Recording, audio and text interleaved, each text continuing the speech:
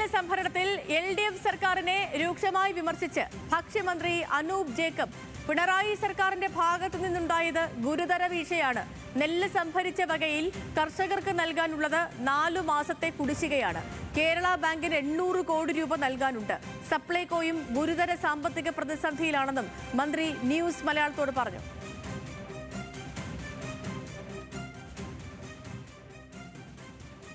ഞങ്ങളുടെ ഗവൺമെൻറ് വന്ന് ഞാൻ ചുമതലയേറ്റ് ഈ കഴിഞ്ഞ 2 ദിവസത്തിൻ്റെ ഇടയിൽ ഞാൻ വിവിധ മീറ്റിങ്ങുകൾ ഇതുമായി ബന്ധപ്പെട്ട് വിളിച്ചു ചേർത്തു.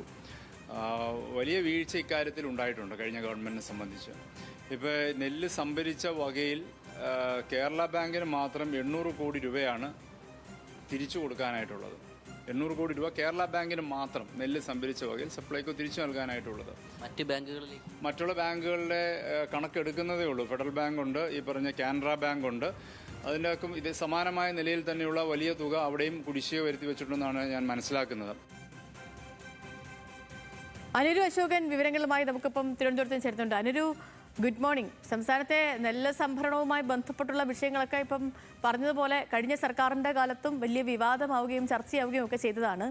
പുതിയ മന്ത്രിയുടെ ഈ വിഷയത്തിലെ നിലപാട് എന്താണ്? അടുത്ത നീക്കങ്ങൾ എങ്ങനെയാണ്? Good morning Sethu. കേരളത്തിലെ നെല്ല് സംഭരണവുമായി ബന്ധപ്പെട്ട് കർഷകർ അനുഭവിക്കുന്ന പ്രശ്നങ്ങൾ നമ്മൾ കഴിഞ്ഞ ദിവസങ്ങളിലടക്കം പുറത്തു കൊണ്ടുവന്നതാണ്. ഈ വിഷയത്തിലാണ് മുൻ സർക്കാരിനെതിരെ രൂക്ഷ വിമർശനവുമായി ഭക്ഷ്യമന്ത്രി അനൂപ് ജേക്കബ് തന്നെ രംഗത്തെത്തിയിരിക്കുന്നത്. അതായത് കർഷകരെ ഇത്തരത്തിലൊരു വലിയ കടക്കണിയിലേക്കും ദുരിതത്തിലേക്കും വിട്ടത് മുൻ സർക്കാരിൻ്റെ പിടിപ്പുകേടാണെന്നാണ് ഭക്ഷ്യമന്ത്രി അനൂപ് ജേക്കബ് പറയുന്നത്. കാരണം സംസ്ഥാനത്ത് ഈ നെല്ല് സംഭരണവുമായി ബന്ധപ്പെട്ട് ഏകദേശം 73,062 കർഷകർക്ക് നൽകാനുള്ളത് 785 കോടി രൂപയാണ്.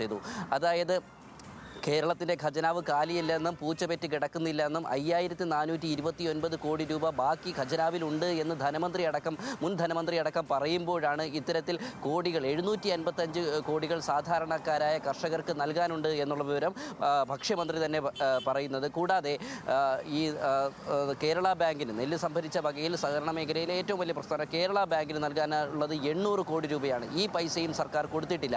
കൂടാതെ ഈ നെല്ല് സംഭരണവുമായി ബന്ധപ്പെട്ട് വിവിധ ബാങ്കുകളുമായിട്ട് സർക്കാർ ധാരണാപത്രം ഒപ്പിട്ടിരുന്നു. അത് ഫെഡറൽ ബാങ്കുണ്ട്, കാനറ ബാങ്കുണ്ട്, SBI ഉണ്ട്. ഈ ഒരു സീസണിൽ SBIയും കാനറ ബാങ്കുമായിട്ടാണ് ഒപ്പിട്ടിരിക്കുന്നത്. ഇവർക്കും കോടികൾ നൽകാനുണ്ട് എന്നുള്ളതാണ് ഭക്ഷ്യമന്ത്രി പറയുന്നത്. ഇതിൻ്റെ റിപ്പോർട്ടുകൾ താൻ ഉദ്യോഗസ്ഥരിൽ നിന്ന് ശേഖരിച്ചു വരികയാണ്.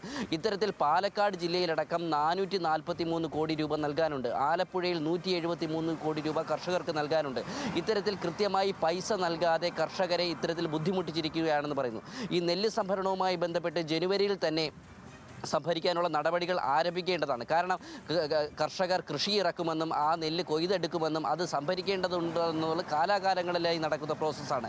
എന്നാൽ കഴിഞ്ഞ ജനുവരിയിൽ ഈ ഒരു സംഭരണം സപ്ലൈകോയിൽ നിന്ന് സംഭരണം സഹകരണ സ്ഥാപനങ്ങൾ വഴി ഏറ്റെടുക്കാൻ ഇടത് സർക്കാർ തീരുമാനിക്കുകയായിരുന്നു. യാതൊരു പഠനമോ അല്ലെങ്കിൽ അതിൻ്റെ അനുഭവ സമ്പത്ത് ഈ സഹകരണ സംഘങ്ങൾക്ക് ഉണ്ടോ എന്ന് പരിശോധിക്കാതെയായിരുന്നു ഇത്തരത്തിൽ പാലക്കാട് പൈലറ്റ് പദ്ധതിയായി ഈ സഹകരണ സംഘങ്ങൾക്ക് നെല്ല് സംഭരണം ഏൽപ്പിച്ചത്. പക്ഷേ പകുതി ഘട്ടം എത്തുമ്പോൾ തന്നെ ഇത് പോകുന്ന അവസ്ഥയിലേക്ക് എത്തി.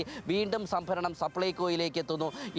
ഇപ്പോൾ ഈ കർഷകരിൽ നിന്ന് ഈ നെല്ല് സംഭരിക്കാൻ, കാരണം വേനൽ മഴ പൂർത്തിയായി കഴിഞ്ഞു, ഇനി അടുത്ത ഒരാഴ്ചയ്ക്കുള്ളിൽ കാലവർഷം എത്തുമെന്ന് പറയുന്നു. ഇതിനോടകം തന്നെ പലയിടത്തും പാലക്കാട് അടക്കമുള്ള പല ജില്ലകളിലും നെല്ല് പാടത്ത് ഈ മഴയേറ്റ് കിടക്കുന്ന വാർത്തകൾ നമ്മൾ പുറത്തു കൊണ്ടുവന്നതാണ്. അപ്പോൾ ഇത് കൃത്യമായി സംഭരിക്കാൻ സർക്കാരിന് കഴിയാത്ത സ്ഥിതിയുണ്ട്. PRS വായ്പയെ സംബന്ധിച്ച് മന്ത്രി ഗുരുതരമായ ആരോപണം ഉന്നയിക്കുന്നുണ്ട്. കാരണം കേന്ദ്ര സർക്കാരിൽ നിന്ന് കർഷകർക്ക് നെല്ല് സംഭരിച്ച ശേഷം 8-10 മാസം കഴിഞ്ഞ് പണം ലഭിക്കും എന്നുള്ളതിൻ്റെ അടിസ്ഥാനത്തിലാണ് PRS വായ്പ ഏർപ്പെടുത്തിയത്. എന്നാൽ ഇപ്പോൾ 4 മാസമായിട്ട് ഈ PRS വായ്പ പോലും കർഷകർക്ക് ബാങ്കുകൾ നിഷേധിക്കുന്ന ഒരു സാഹചര്യമുണ്ട്. കാരണം ഈ വർഷം ഈ സീസണിൽ 450 കോടി രൂപയാണ് SBIയും കാനറ ബാങ്കുമായിട്ട് സർക്കാർ ധാരണാപത്രം ഒപ്പിട്ടത്.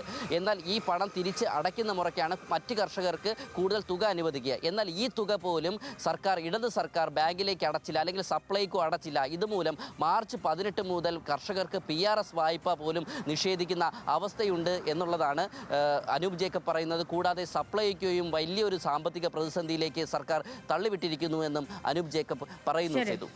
ഓക്കെ, അനുരു അശോകനാണ് തിരുവനന്തപുരത്ത് നിന്ന് വിവരങ്ങൾ നൽകിയത്.